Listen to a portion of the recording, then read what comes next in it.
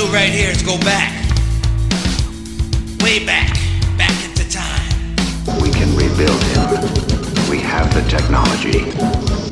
Celebrating 20 years of New England Championship Wrestling. This is the ReGeneration Podcast.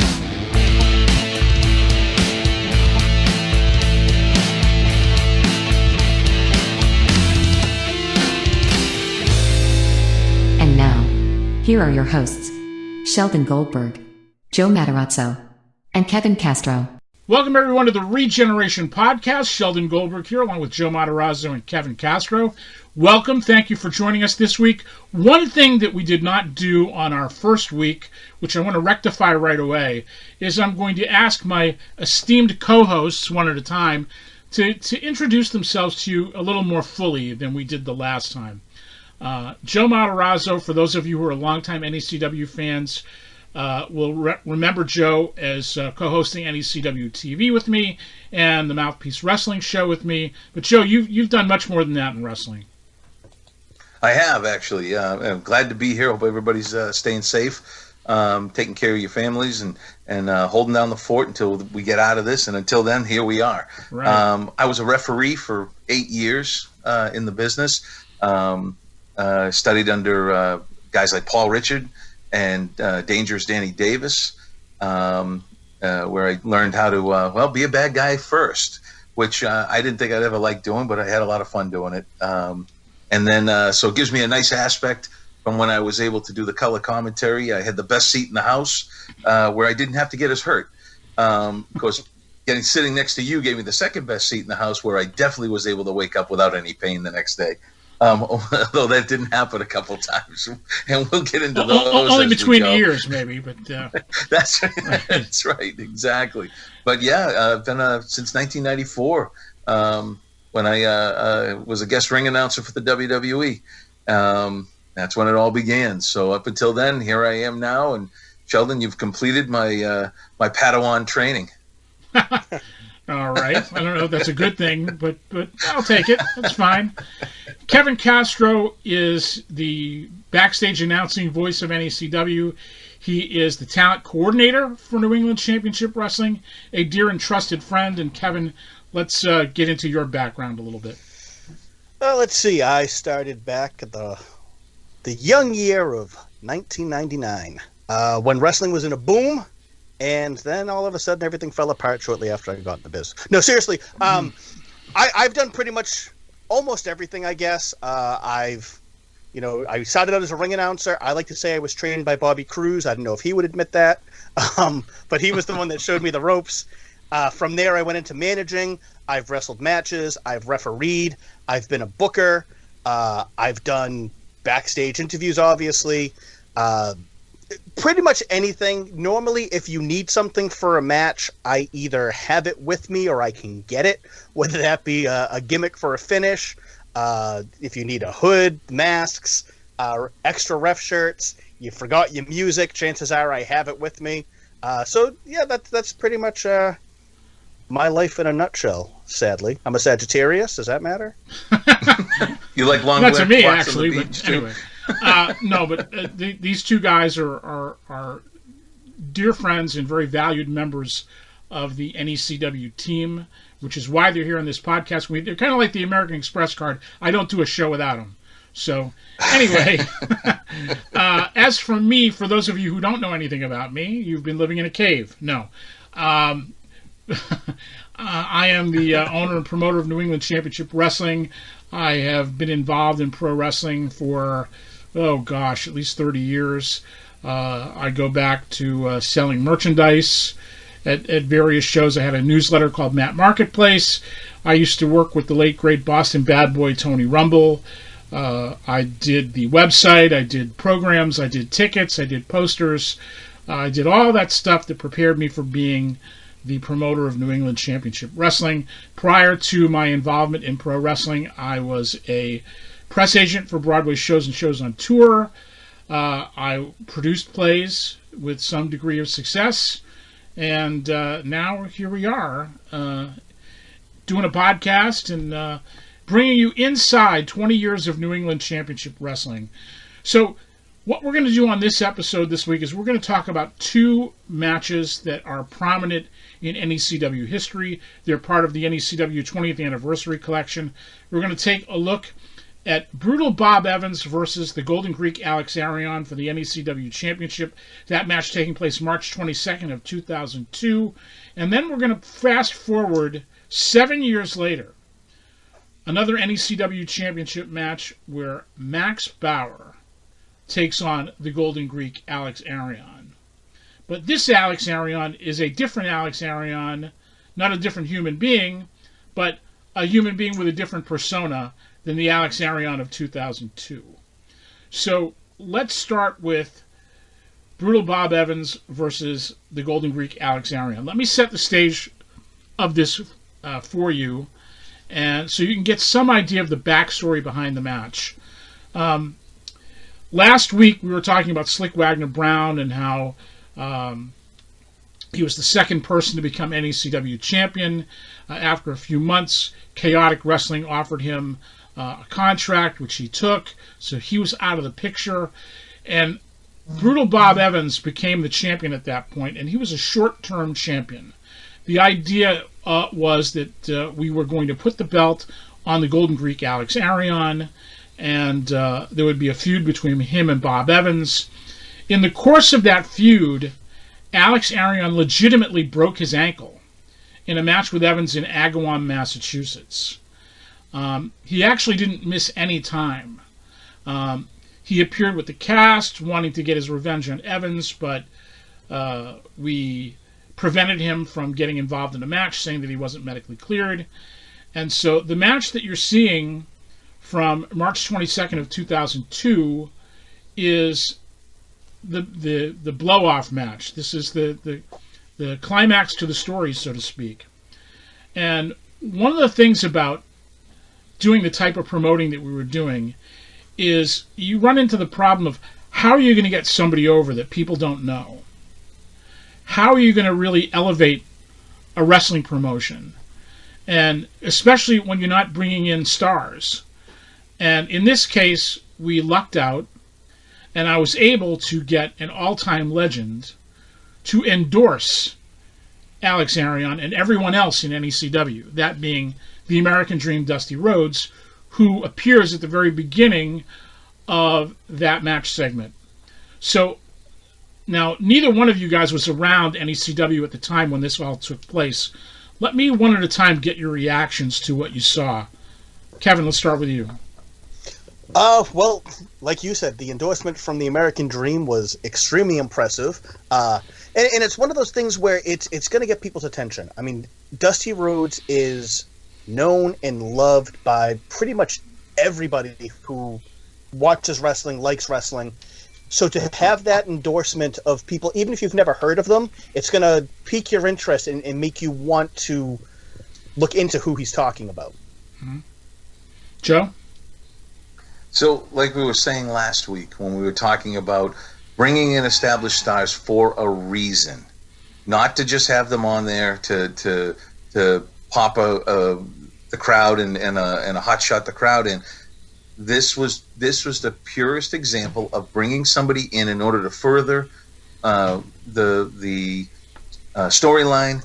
The guys get the rub, and I mean, look at you're talking about arguably the greatest babyface ever in pro wrestling. I don't think anybody can say otherwise. I mean, it's the American Dream, Dusty Rhodes. Mm-hmm. If you hear that Dusty Rhodes is about to make a statement about somebody, you're gonna tune in. Number one, to see if it's BS. Number two, because if it is, you want to hear what he has to say. And I'll tell you what, not only did he put over Alex, he put over the entire promotion. Mm-hmm. Everything that he said. Now, if your interest wasn't in that match, it became instantly must-see TV. Right. Well, you got to remember, this was not on TV. We were not doing any kind of internet TV at the time. What this was we were involved in trying to put together a national promotion with Dusty called Ring Warriors. The original Ring Warriors was a venture that was started by the late Hiro Matsuda, who was a great wrestler and a great trainer of wrestlers. Hiro was one of the people who was responsible for the start of New Japan Pro Wrestling. He helped Antonio Inoki start New Japan. And Hiro had obtained the rights to show New Japan TV matches outside of Japan. So what he did was he got together with a very close friend of mine named Howard Brody, and they put together, originally it was called World Superstars of Wrestling, and they syndicated these tapes throughout Europe and Asia and Africa. And they had quite a business syndicating these shows. So what Hiro wanted to do was eventually create his own crew and create his own promotion. And he was going to use the New Japan tapes to help launch that. So he repackaged the New Japan shows with English language commentary. Originally it was Gordon Soley, God rest his soul, and Sir Oliver Humperdinck, God rest his soul. And then I had the idea to use a new technology and put all this online on the internet. This was 1996. So you got to remember that technology in 1996 was not what it is now. We did this, and the announcers for that run of shows were Gordon Soley and the late Bruno Sammartino. So, yeah, we did, don't remember exactly how many shows we did, but they were strictly for online. This was a first. This had never been done before. And this was my prompting from them to do it. I figured that, okay, let's create another means of distributing a pro wrestling show. And we offered it the initial 1 or 2 episodes for free, and then you'd have to pay for it. The problem is that most people at the time had dial-up. So if you're watching this thing, it looks like a slideshow. And that was a problem. So the first couple that you could get for free, people watched it like crazy. They were trying to watch it like crazy. But after they had to pay for it, it dropped off, and it was ultimately not successful. So after Hiro passed away, the rights to the Ring Warrior's name passed on to Howard Brody, and Howard, with Dusty, had decided to get some financing and put all that together. There were a group of us promoters that had met with Dusty in Atlanta, Georgia, and we were going to launch this thing. Eventually the financing fell through, but in the interim of us putting all this together, Dusty offered to do this promo. He was not paid for it. He was happy to do it. He did it at his dining room table. And as you say, and you see by the video, he put everything over, everything and everyone. And the fans who were there live, who saw this on the big screen at Good Time Emporium, mouths dropped open. It was like, holy moly. And we did put that up online where people could download it and see it. So it was kind of a big deal. It was a way for us to attempt to get credibility, which for what NECW was trying to do at that time, that was a big hurdle. What we were doing as a company, credibility was a big issue. So anything that we could do to get us credibility, to make people want to come and see our shows, that was something that we strove to do. Between things like Dusty and things like getting articles in the local newspaper, we bombarded all the papers with press releases for every show. And while we didn't always get in the newspaper, you could almost count 2 or 3 times a year there'd be a big feature about us somewhere, or a picture in the calendar section when they had those in the newspaper. So we were pretty good about getting publicity in the pre-social media age. And that was how we promoted our business, and to a large degree it did work. So let's get to the match itself now that we've kind of set the stage for it. Now, let me ask if either one of you were familiar with Alex Arion from this period. I was not. I did not know Alex then. Kev? I met Alex, I don't know if it was 99 or 2000, and I want to say that it was shortly after he came back from training with Al Snow. Mm-hmm. Okay. He broke in 97, so 99, that would be shortly thereafter. Right. I first met Alex when he was working for the late Boston bad boy Tony Rumble, which of course was after he trained with Al Snow. So Alex Arion comes around, and he's a great baby face. And when things didn't work out with Mike Hollow and Wagner Brown, Scott Dickinson, who was the booker at the time, suggested Alex Arion. I was all for it. He took a lot of criticism from the message boards and so forth at the time. Oh, Alex Arion, particularly from the Chaotic crew. Oh, he's a midget. Why would you ever want to book him? He's terrible. He sucks, blah, blah, blah, blah, blah, blah. And, of course, years later, he'd be in Chaotic Wrestling, and the owner says he's the greatest thing since sliced cheese. So you know how that goes. But anyway, so the situation happened with Arion breaking his ankle for real in a match with Evans. He had a lot of sympathy because of the broken ankle, the Dusty promo. So the people were ready. The house on this particular night was the best Good Times house we'd had up to that point. And I wasn't sure that NECW was going to make it at that point. It was after 9/11. You know, the country was in a funny place. Who knew what was going to be in the United States of America? So I was not exactly confident going forward as to what our future was going to be. But after that night, I became very confident in what our future was going to be. So that was kind of the stage being set for Alex Arion becoming NECW champion. A couple of things in this match that are worth noting. The first is the ending of the match, or what happens after the match is over. If you watch carefully, the babyfaces come out to congratulate Alex. But if you watch, the crowd starts to get up, and they start to come to the ring to congratulate Alex. It was really an extraordinary thing how the people were so into it. And they're standing like at a bar mitzvah, congratulating the bar mitzvah boy. I mean, he's the champion, and now, oh wow, congratulations! I mean, it was pretty cool.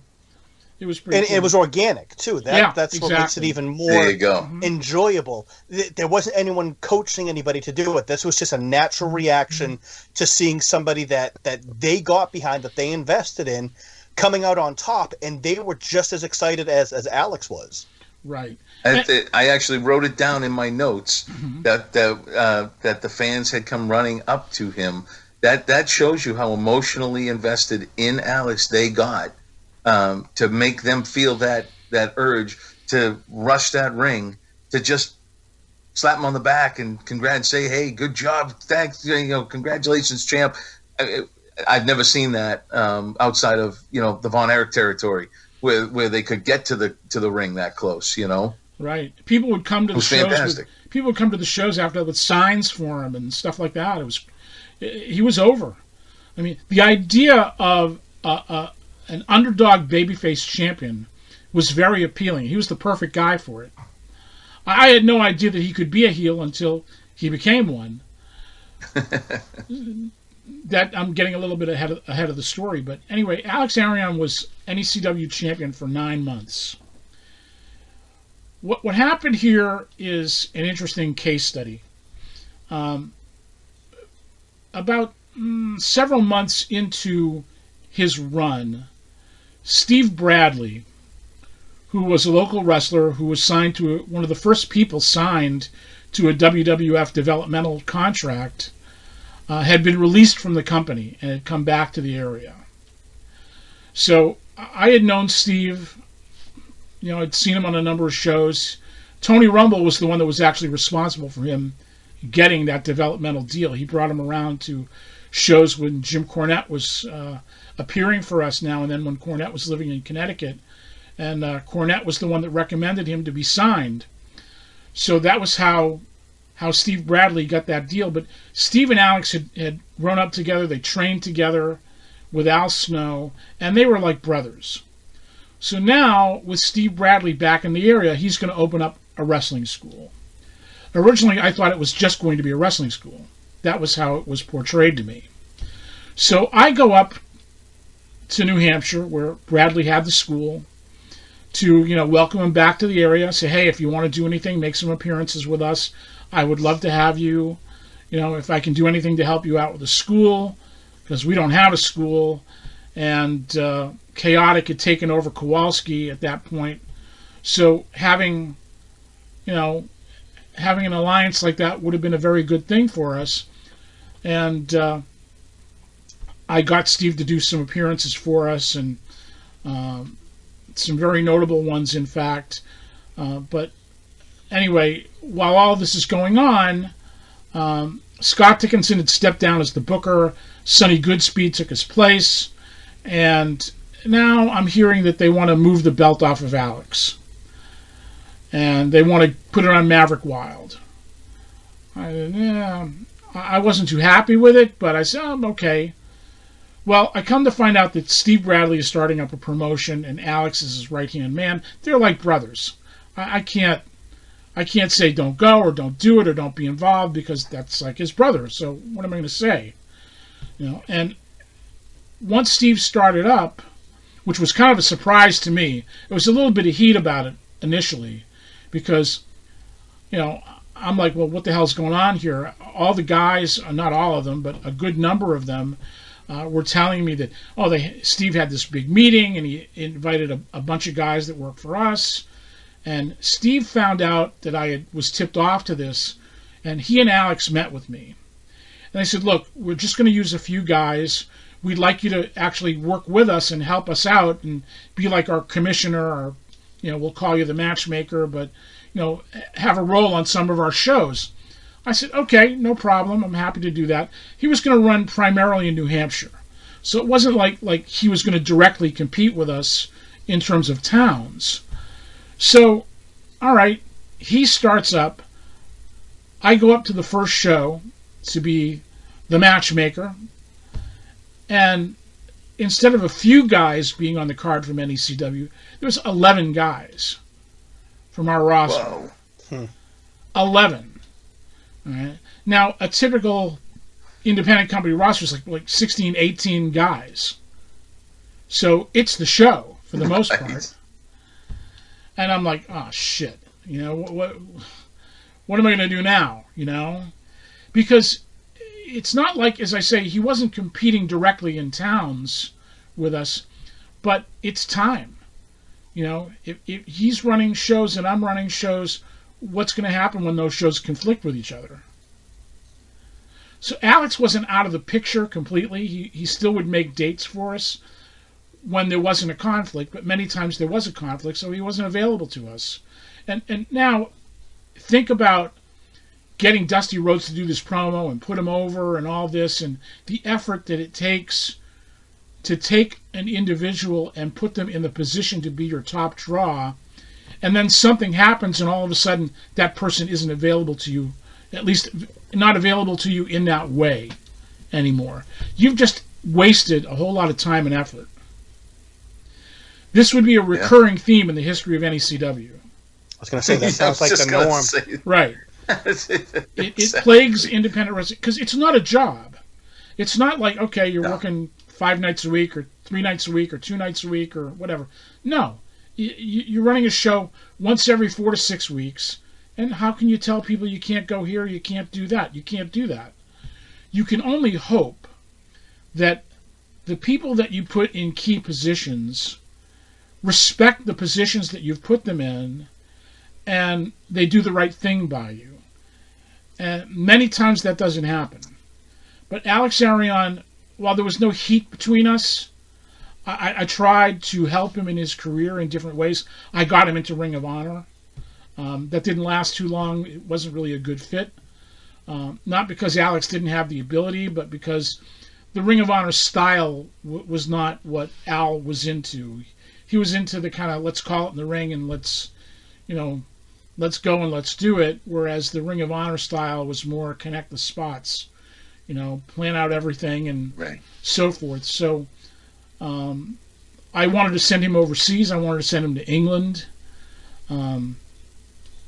Jody Fleisch, who was one of the stars that you'll see upcoming in the 20th anniversary collection, a British star. He offered to get Alex booked in England, and Alex didn't want to go for it for whatever reason. And it could be just personal. It could be just personal commitments not allowing him to go overseas. But I tried, as I tried with many people. Sometimes they knew it, sometimes they didn't know it, but I tried to help a lot of people in their career.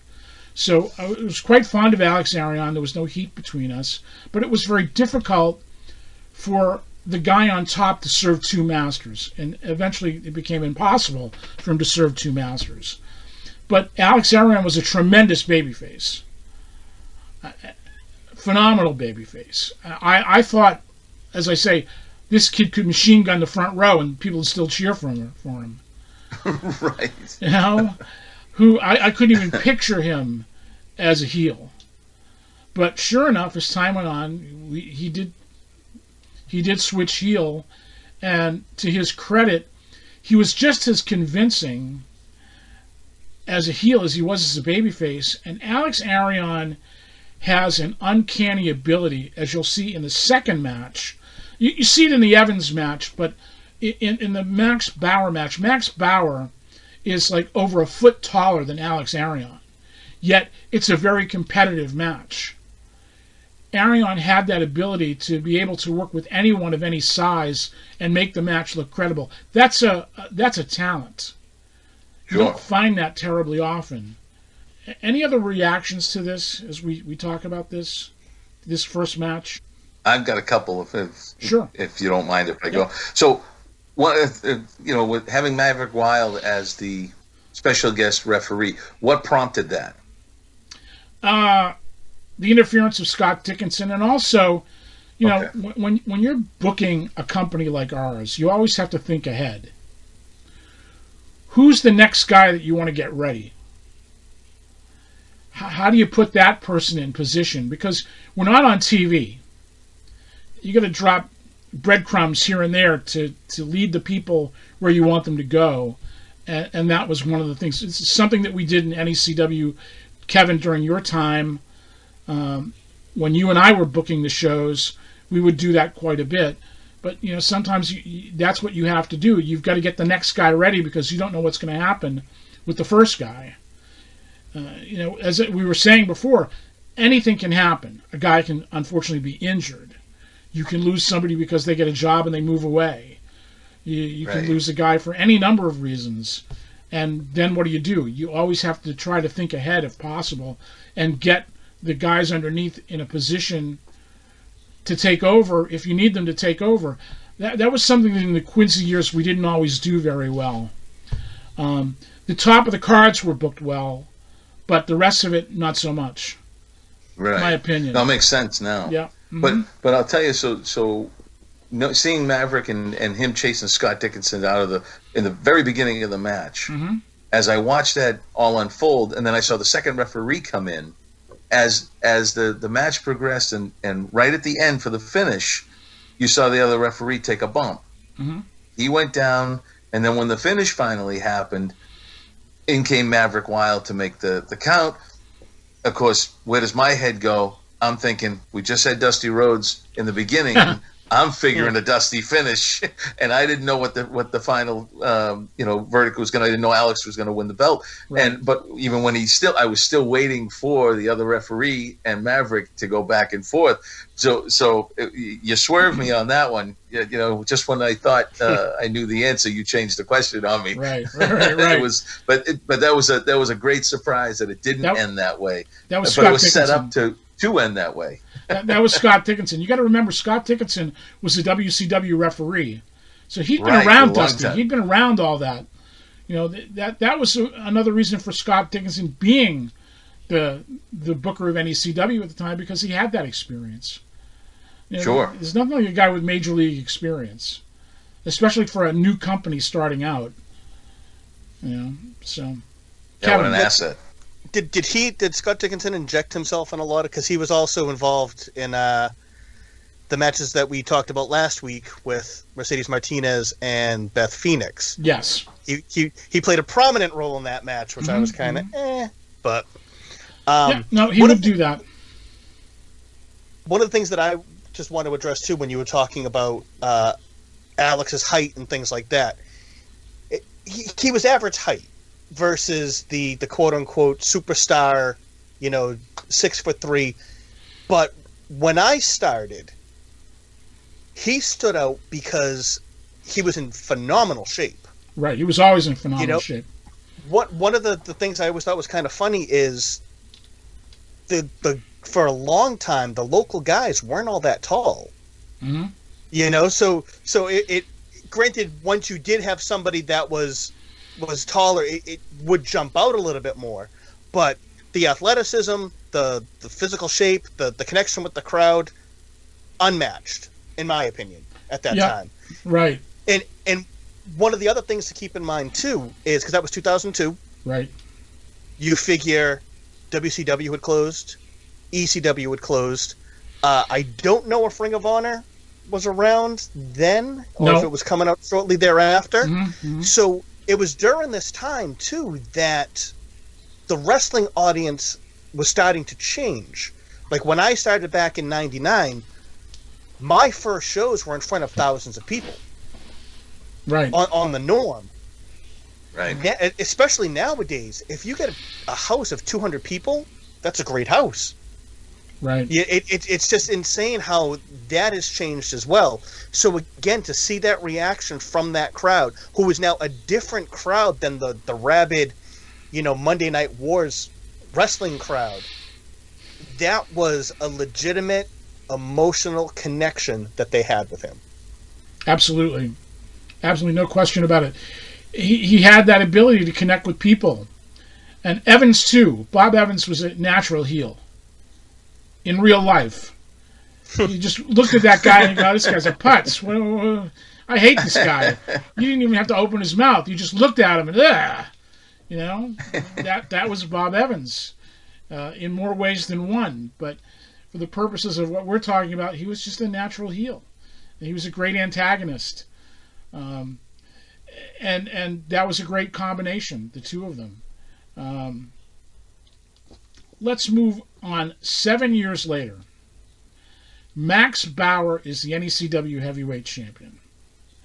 Max Bauer is one of those situations where, as we were saying before, he got over organically with our audience. He was a guy who trained at Chaotic. He came into NECW as part of a group that T.J. Richter, a name from the past, led, called DNA. Do you remember this, Joe?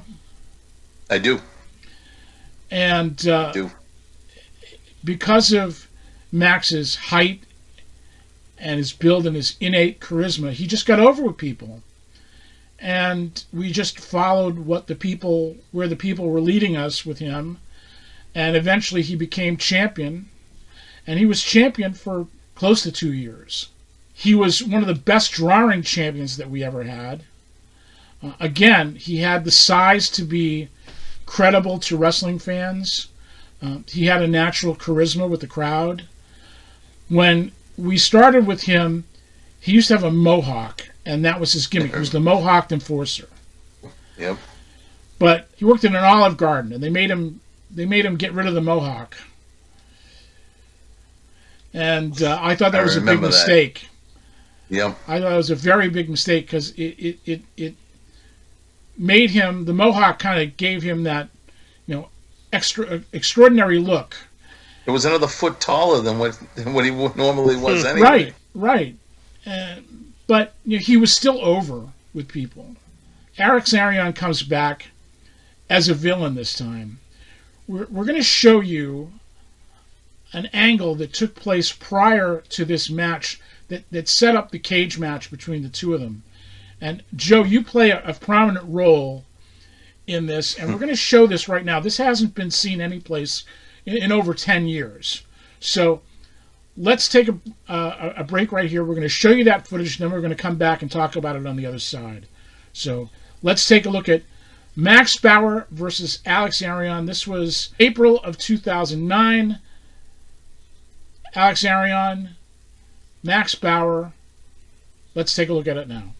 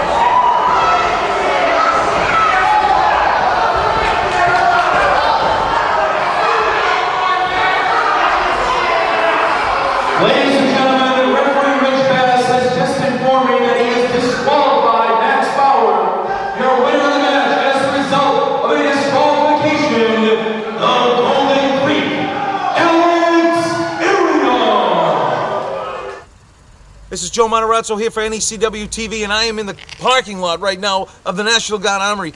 After what we just saw with Max Bauer and Alex Arion, I'm going to attempt to get Max Bauer's words, and I see him coming out of the building right now. Max, what happened out there? Come on, Max. Look, you've always been a man of composure, always. And intensity, yeah, but composure anyway. What could have possibly happened to you out there?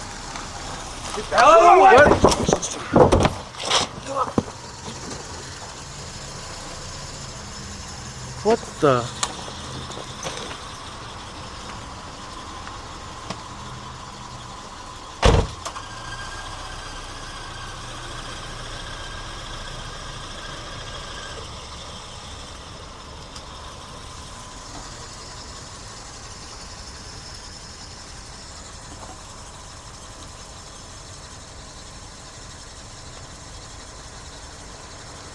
Whoops.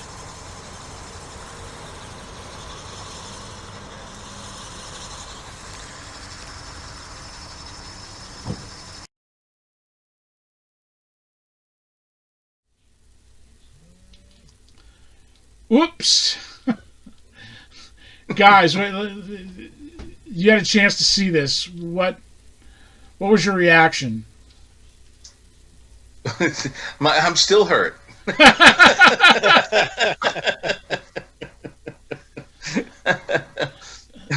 Those of you who are longtime wrestling fans will remember this angle being something that was done in Memphis between Eddie Gilbert and Jerry the King Lawler. Where Eddie Gilbert, that's how we came up with it. Right, ran over or tried to run over Jerry Lawler in the parking lot of the WMC studios. And people were so, because it was a live show, people thought it was totally legit, and they actually called the police. Right. But that's how awesome it was. Right. But anyway, this was we did the disclaimer saying, the last few minutes of this are intense and viewer discretion is advised. Graphic and so forth. Yep. We did the whole thing. Kevin, you had never seen that before, right? No, this is the first time that I've seen it. I will fully admit that I was extremely jealous that I was not involved with that, because right. I always wanted to do little behind the scenes segments like that. But during the shows, just trying to get the guys to do the promos is difficult enough, let alone trying to organize something like you guys were able to accomplish there. Right. If we could only clone people, that would make it so much easier. But from just watching it, I thought it was fantastic. But the part that popped me was when he just looked down and whoops, and then just walks away. That was the icing on the cake. Joe, when you were in the middle of doing that, what was going through your mind besides not wanting to get run over by a car? Yeah, besides a sob. Right. It's funny because when we were putting that together and we were trying to explain what it was we wanted, because Max had never seen the original setup in the car hit with Jerry and Eddie Gilbert. Mm-hmm. So we were trying to explain it to him, and unfortunately, fortunate for us, I was one of those crazy kids that when I had heard about it, got a videotape, saw it, tried it. Myself and Pat Piper, because we grew up together, we tried to do that. I can't tell you how many times. We simulated car hits 1,000 times. So here I am showing Max the correct way to get hit by a car for the television show. And he looked at me and he goes, "You're crazy." I said, "Max, look at all you could." And I explained to him how to go about doing it so he's not going to get killed and not break the windshield at the same time for Alex. And Alex is just looking at me going, "How fast do I have to go?" Oh, God. And with the help of some movie magic, and I'm not going to give away all of our secrets, how we did everything. Right. But there were certain techniques that you'd had to do that we did. But one of the things I did not expect, and this is what's so cool about Max was stronger than he ever thought he was. And what happened is, as this was coming, he was supposed to, and he does, push me out of the way. Look out. and then he gets hit by the car. Well, he launched me into the parked car on the other side, and you actually see me in the background lying down on the ground. So Alex gets, he says is the classic line, which I think he just ad-libbed. I don't even think that was scripted for him at all, where he just went, whoops, and then stoically turns away and leaves. The next time when we got up and we were doing all that, the next time around when I showed up, I had a sling on. I wore a sling. And I did it for the angle. Then it looked like I got hurt, and thank God that Max pushed me. I could have really been hurt.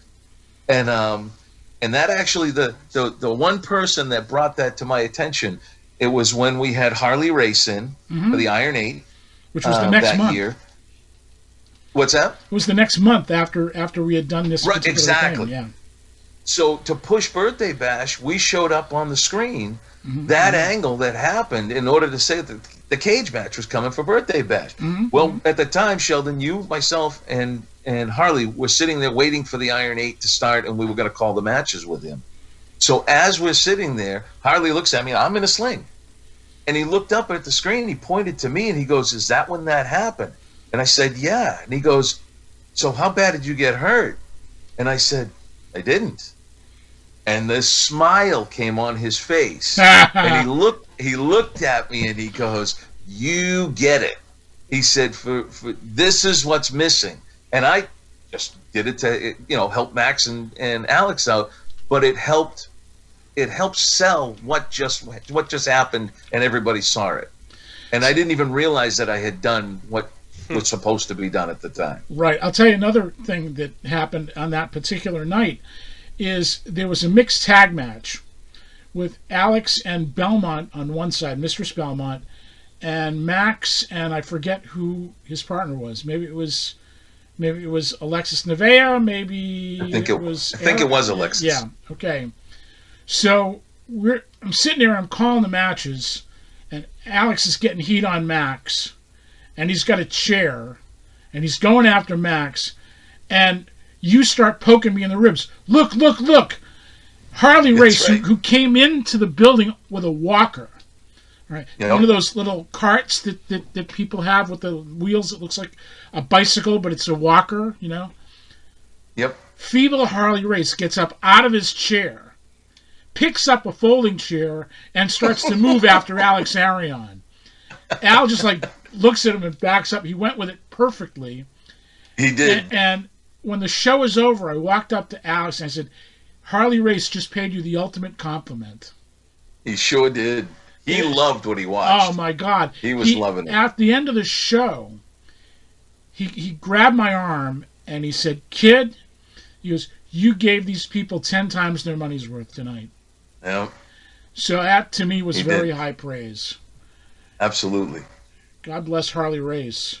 But that was how talented Alex Arion was. If a legend like Harley Race would be moved to get up out of his walker and get involved, that's over. Get so caught up in the moment? Yeah, that's over. It doesn't get any more over. And want to be a part of that? Sure. Yeah, absolutely. Yeah, that's it. Absolutely. So, Max... How many takes, not to interrupt, but how many takes was that the car hit? Was it just one and done? Just out of my own curiosity? If you ask Max... the third time we were going to do it, he was going to hit me with the car. So, because we didn't get the first one right.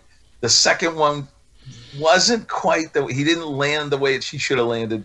So the third time was the charm on that one, and we got it right, though. We definitely got it right. But that's why I think he launched me across the parking lot, too. Just out of rage. At that point, to give it to me. It's interesting. This is the kind of stuff that NECW was doing, which was very NWA-like. Right. We were not, we weren't, we're as chaotic would do these like WWF type things. I had a name for that. I used to call that wee-wee wrestling.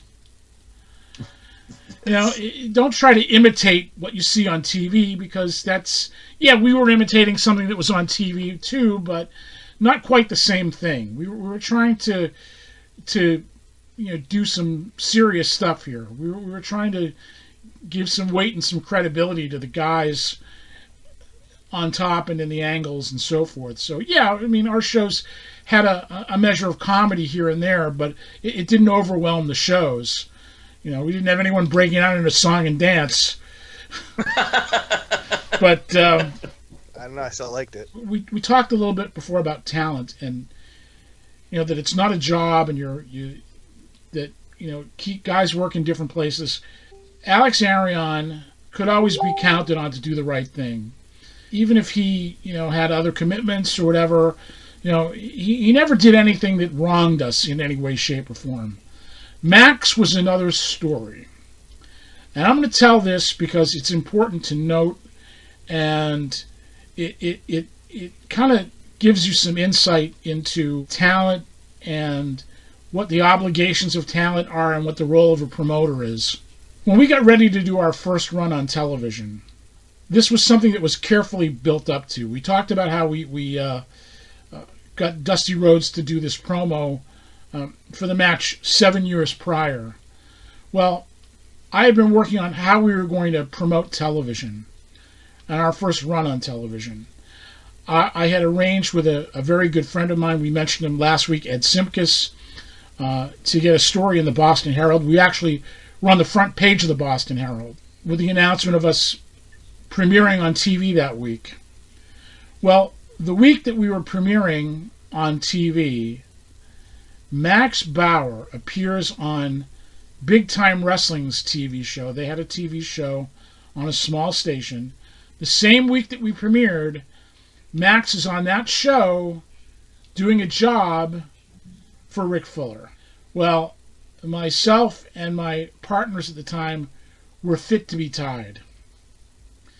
We had spent nearly, at this point, a year and a half building this guy up as our champion. We put him on the front page of a major metropolitan newspaper, only for him to be suckered into working for another company on their television, losing a match to a guy who was a former champion. That's actually who Max defeated for the title. And while there's people who will sit there and say, well, it's all a work and it really doesn't matter, it really didn't affect your business. Well, you could argue that we had invested so much in Max Bauer that the least he could have done is not done that show. Now, did it take the wind out of our sails? No. But, as I said before, when you put somebody in a position like that, you are trusting them to do the right thing with your business. I mean, it's not the first time we've taken a belt off of somebody for, jobbing out to somebody as our champion. We had done that before. That had happened to us. But this was a situation where we had invested so much in Max Bauer. Max Bauer, when we were getting ready to premiere on television, we set up a situation in Fall River to shoot some promos specifically for Comcast Sportsnet and the premiere of the show. Well, Max wanted to be paid for those promos, and he was. He wasn't even willing to, do these things. And other people who were involved in them did them without payment. They knew that it was putting them over, and they knew that this was important.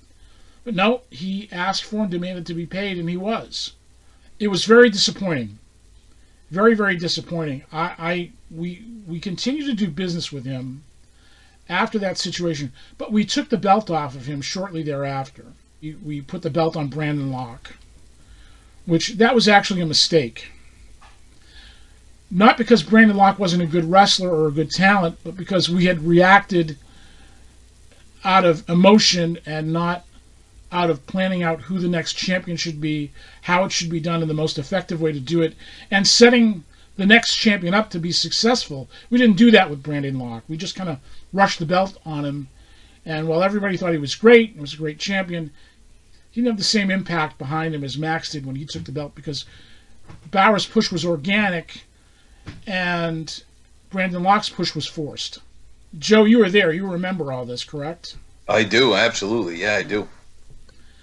And like you said, it wasn't that Brandon wasn't a good champion and wasn't a good wrestler and wasn't. It was just it wasn't.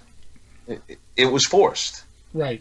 It was forced, and he did the best he could with under the circumstances that he had. But you're right; it was an emotional decision at the time because I was in on those meetings. Mm-hmm. I was in on the creative side of that. That's when we were all meeting. We met at my table, right? And we were all talking about this. Mm-hmm. And he was the next guy that we knew we could put it on because he was ready, as far as ring ready.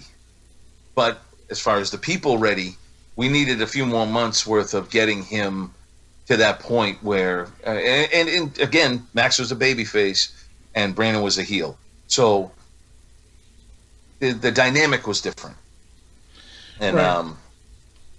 And again, you know, it was a strange time in New England wrestling because we had made this announcement of going on television. And believe me, when I tell you, it struck fear in the hearts of every company in the area. Because, you know, that was a big clearance. It ended up not working out for us, but it was a big clearance at the time because when you're on something like Comcast Sportsnet, you're not just on locally and throughout New England. You're on the satellite. You're on the dish. You're on all over the country. Right. They ended up pulling the show the week that it premiered, and we ended up going on Comcast On Demand. But still, that's 4 million homes that you're being seen in. And it was a worrisome time for everybody other than us because, you know, had that clearance been successful for us, it really would have changed a lot of things in the area. Oh, yeah. I mean, just that shot of all of us in the studio of Comcast Sportsnet. And who was it? The public relations agent from Comcast Sportsnet was there. The programming director was there. Right. And they were the ones that actually had made the majority of the announcement that we were coming. It was a big deal. This wasn't us saying this. Right. This was the station saying this. And you're talking Comcast Sportsnet, the home of the Celtics.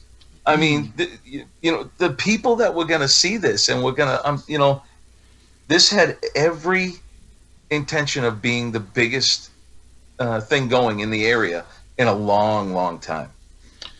It was a big deal, and it didn't happen for a bunch of reasons. We'll get into that on another episode of the show. But, again, it's such an incestuous situation in New England where a lot of these guys like Max Bauer, and they were trained by Chaotic. They had a loyalty to Chaotic. And I'm not saying that there was anything sinister afoot, but, definitely it's hard for anyone to serve two masters. And because nobody's running enough shows where it's a job, everybody wants to be where they think the action is. And you know the old saying, Joe, the grass is always greener over the septic tank. That's right. Always. So, any time that people think that this is going to be great, this is going to be awesome, that's where they want to be. It happened when Steve Bradley started up. Steve Bradley started Wrestling Federation of America. Everybody thought, oh my God, this is going to be the great. He was fresh out of the WWE developmental program. He had built his own ring. He had a cage. He was running these towns in New Hampshire that nobody had run in years. He was drawing good houses, but everything was hot-shotted. And unfortunately, Steve's demons, particularly drugs, took him from us way too soon. Steve was a good kid. He was a good person, but he had issues, and it's hard.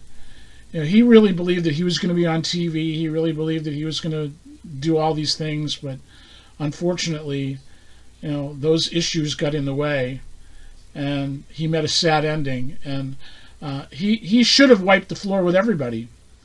Unfortunately, it didn't work out. But again, it's hard to be a promoter in a place like New England where, the talent is basically one small pond and we're all trying to fish in the same pond. So it's very difficult.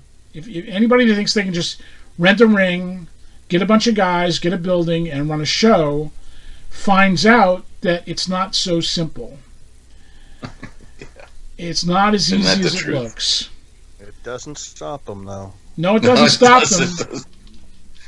It doesn't stop them, but I'll tell you, there's a lot of guys who are one and done. There were people that thought I was going to be one and done. But hey, I was just more stubborn than anything else. And here we are sitting here doing this podcast and talking about all this. 20 years later, right? Exactly, right, exactly. We were so tied up with the backstory that we forgot to talk about the match itself. Again, Arion had the uncanny ability to be able to work with a guy who was literally a foot taller than him and make the match look credible. Kevin, your thoughts? Well, my first thought is I don't know the backstory as to why he came back as a heel and aligned with Sean Gorman. What was the story for that lead up? Well, I remember that Alex was actually a special guest referee in a match with Max, and that's when he turned on Max. Right. And that's when he turned heel, and that's when he said he wanted the title. And I can't remember who Max was working with then. That made him be the special guest referee. Was it DC? Well, it sounded I don't like think it was. DC had been gone for a while and came back as a face. Or came back that you weren't sure where he was going. I just wasn't sure. Like I said, I wasn't familiar with the backstory to the other than the car accident. When I had come in, Alex was still a babyface, and he was just starting to make his turn. Max had just won the belt from Rick Fuller, and maybe is it that night? Max was defending the belt. I don't know who it was against. Was it Eddie Edwards? I'm thinking it was DC because we did the Electra Arion angle. Alex's sister. That's right. Yeah.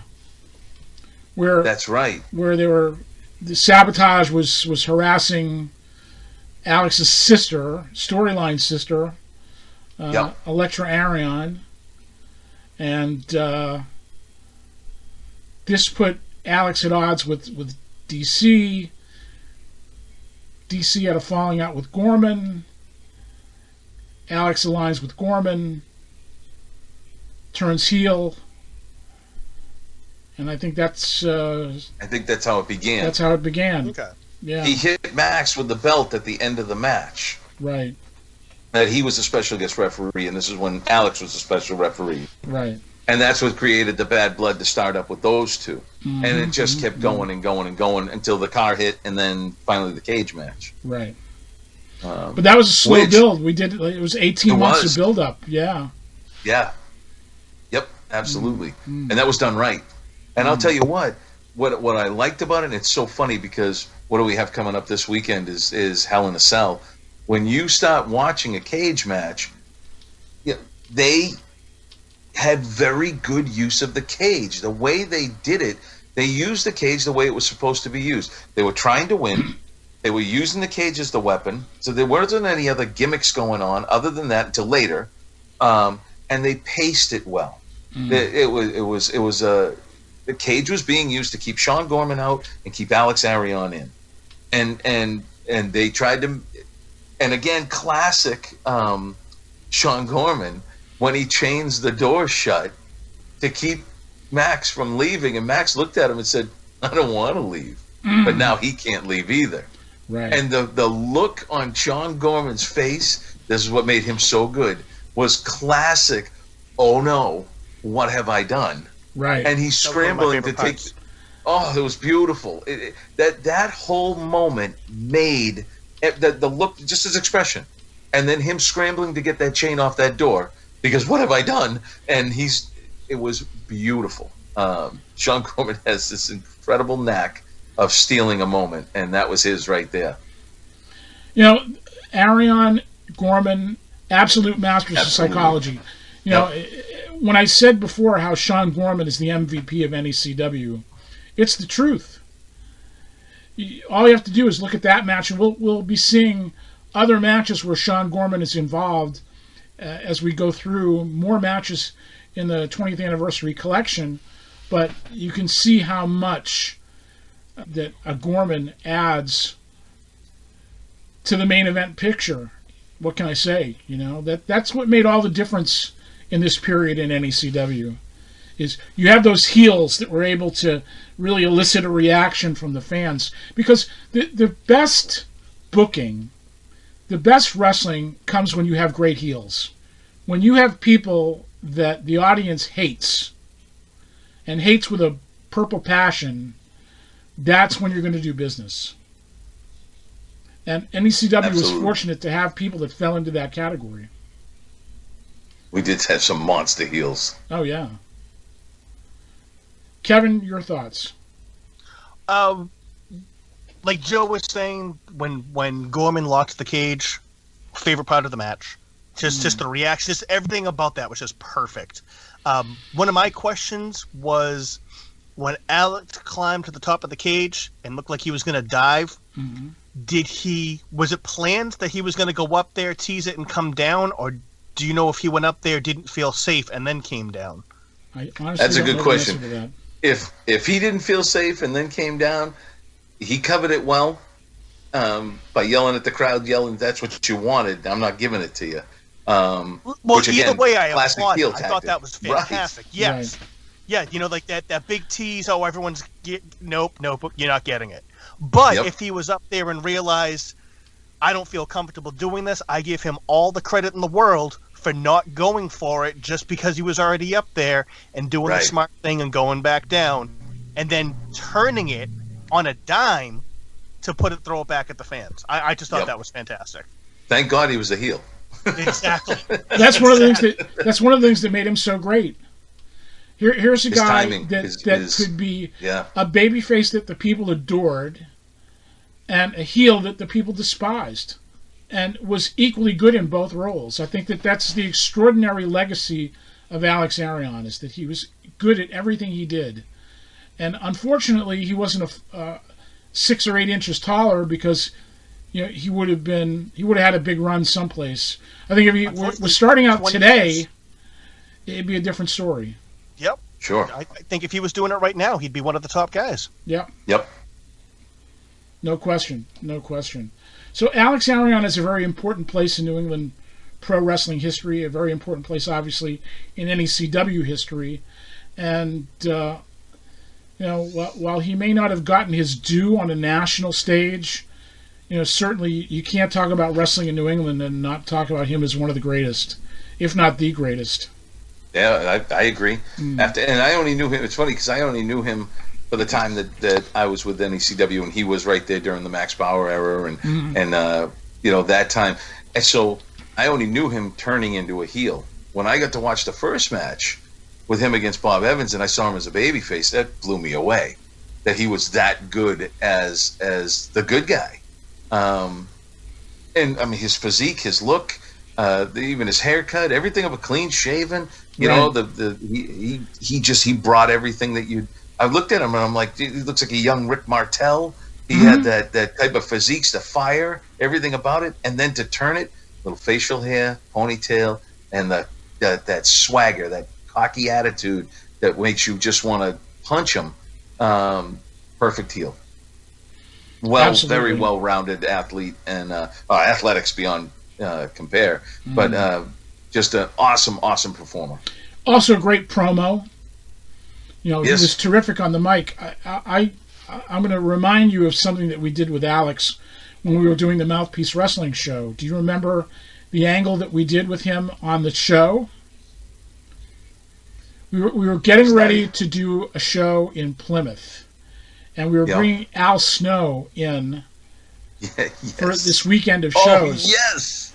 That's right. So, knowing that Alex was originally trained by Al Snow, we get him on the show, on the radio show, and we're interviewing him and said, gee, we thought we'd surprise you here and we'd have kind of do a little bit of a reunion because we were originally trained by Al Snow.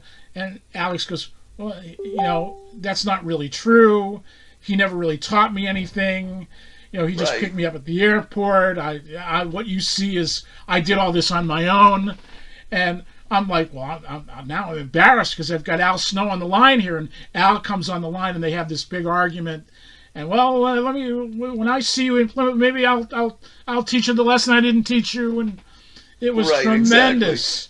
Exactly. It was it was an interesting way that we used that radio show to promote a live event.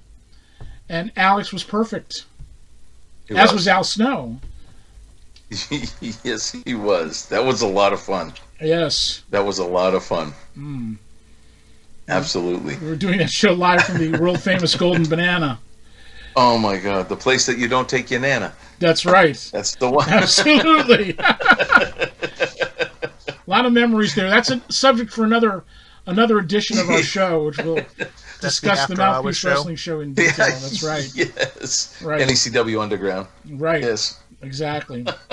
Anyway, let's get to what we're watching this week. What do you guys, Joe? What are you watching this week? Same thing. AEW.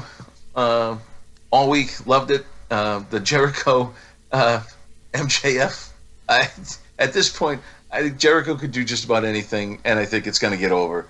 The guy is just talented. It was as corny as could be, and I'll tell you. You want to know who I think? And I heard this earlier, and I think it's 100% true. I heard Bully Ray say it on his show. He talked about the fact that Vince McMahon would have loved that.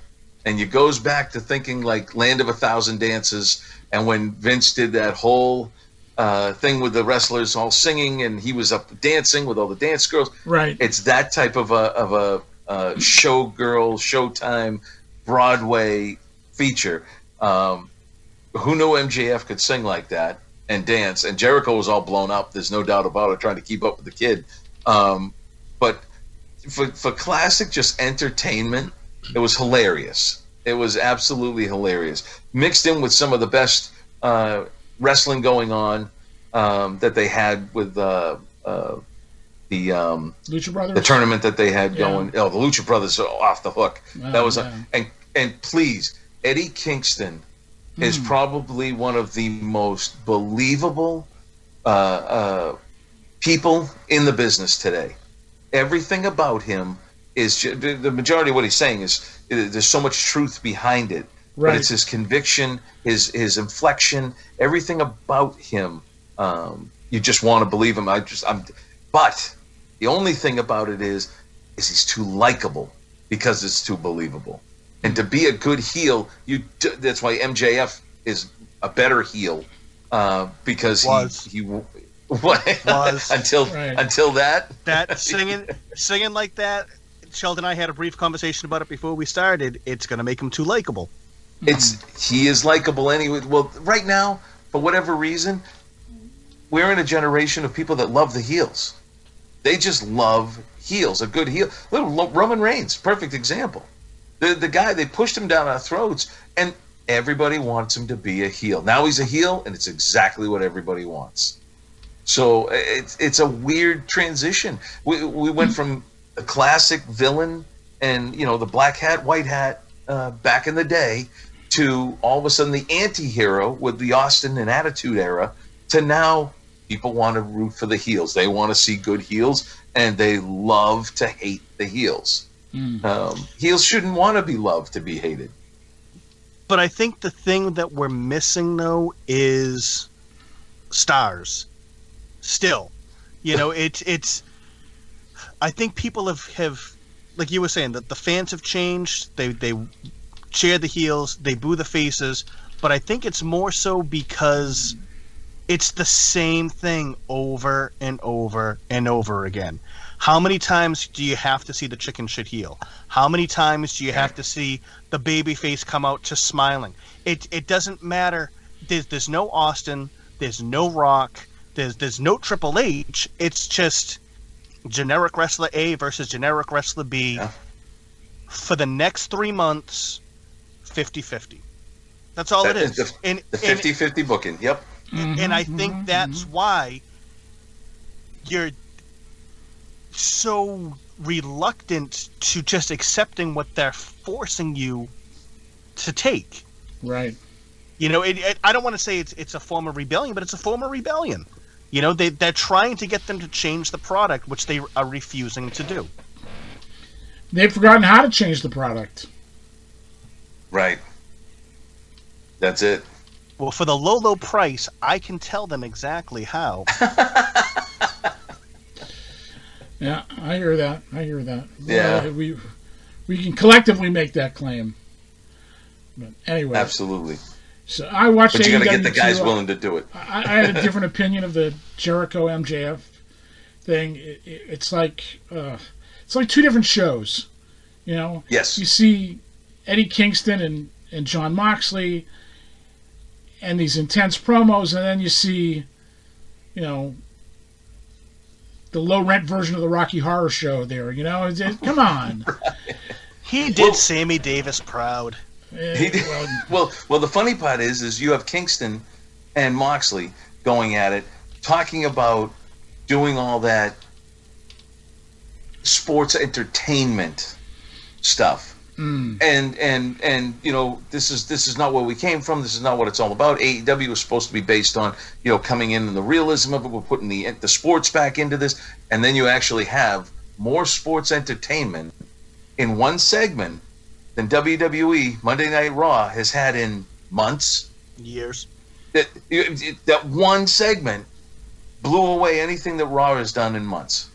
I mean, I don't know how they pulled it off, how they did it, but I know that there were a lot of fans that were out there on Twitter and everything else that were pissed about that being there the way it was done, and because of that, you know. And actually, then you go to NXT, and NXT actually had a much better wrestling-based product than AEW did. So it's like they flip-flop for the night. It's you know what I mean? Well, it one is of my crazy. questions, and I've been seeing it a lot more often now, whatever happened to Wrestling Promo 101 where you don't say you want to kill your opponent? It's happening a lot now. So It is. true. It is. So are we just like, we're just going to stop selling? We're going to stop threatening murder? We're going to... I don't know. This Guess I'm is getting old and bitter. no. This is younger people that didn't live through that era that don't know that you weren't supposed to do that. You don't know that you're supposed to stop short of threatening murder. They don't know. It's called premeditation. But you know more what? time. Right. You get more. The older you get, though, the time isn't. It's like it's not that long. So, but look at like Eddie Edwards. I mean, Eddie Edwards' character has been threatening to do some serious bodily harm to a lot of people in the last few years, and he grew up the right way. He was in the doing the. You know what I mean? So, I mean, I don't know. You know, how does it change? How does it go back? You know, the good part is that guys like us, we know what we liked, we know what works, and we know it still works. And if they're not doing it, and we get the chance to do it, that now sets us apart from everybody else. Amen. Well, let me tell you what I watched this week. Yeah. Speaking of entertainment in pro wrestling, now let me ask you what's going to sound like it's an off-topic question, but it goes into what I'm about to bring up. You guys have been to the Dollar Tree before, of course. Yes. Sure. Well, if you ever notice in Dollar Tree from time to time that they'll have a whole bunch of DVDs or Blu-rays sitting there for $1 a piece. They're usually some kind of overstock from somewhere that they get. Well, I'm in the Dollar Tree a week or so ago, and I see a $1 DVD called Choke Slam. I said, okay, well, let me take a look at this. And I said, all right, for $1, what the heck? I'll just throw $1 down and, you know, bring this home and see what it is. It's a movie from Canada, produced in Canada, and amongst the cast is Mick Foley, Lance Storm, and Chelsea Green. It's, believe it or not, a romantic comedy about a guy who was in love with a girl from high school who became a professional wrestler, and now she's back in town, and he tries to reunite with her He threatened to commit suicide because she turned him down when he proposed. So it's a romantic comedy, believe it or not. And it's kind of entertaining. So if you see it in the Dollar Tree for $1, Chokeslam is the name of the movie.